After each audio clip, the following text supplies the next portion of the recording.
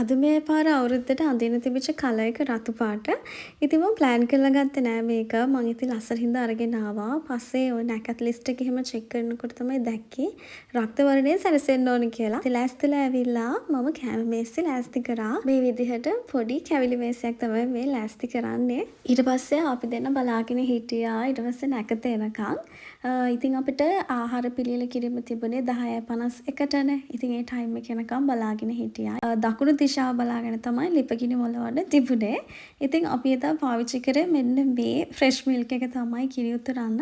හරියටම නැකත් වෙලාව ආවහම අපි දෙන කිරි උතුරන්න පටන් ගත්තා. හරිම සතුටක් තමයි දැනෙන්නේ මේ කිරි උතුරනවා වගේම අපි හැමෝගෙම ජීවිතවල සතුට, සැනසීම, සෞභාග්‍ය පිරීලා ඉතිරෙන්න කියලා මම ප්‍රාර්ථනා කරනවා. ඊට පස්සේ කිරිබත් හදන්න පටන් ගත්තා.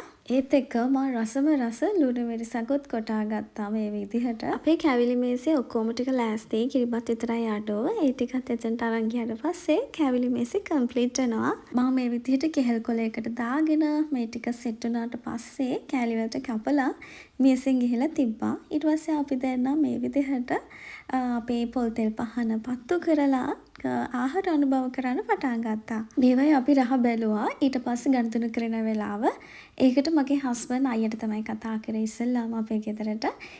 ඉතින් ගණතුණු කරලා අපි ඊට පස්සේ ලෑස්ති වුණා නෑද අය ටික බලලා එන්න. අපි නෑගාව යන්න හදන්නේ දැන්. මේ විදියට ඉතින් ඉස්සෙල්ලාම අයිලා ගෙදර ගියා. එහෙට ගිහිල්ලා අපි තෑගි හැම හොමාරු කරගෙන යාචට්ටක් කළා. එහි ඉඳලා තව ගියා අපේ මගේ හස්බන්ඩ්ගේ මාමා කෙනෙක්ගේ ගෙදරකට. ඒගොල්ලොවත් බලන්න ගිහිල්ලා ඒගොල්ලන්ට වැඳලා අපි දෙන්න ගෙදර ආවා. ඇත්තටම හරිම ලස්සන දවසක්. මේ ලැබපු අවුරුද්ද සතුට, සැනසීම, සෞභාග්‍ය පිරි සුබම සුබ අලුත් අවුරුද්දක් වෙන්න කියලා ප්‍රාර්ථනා කරනවා.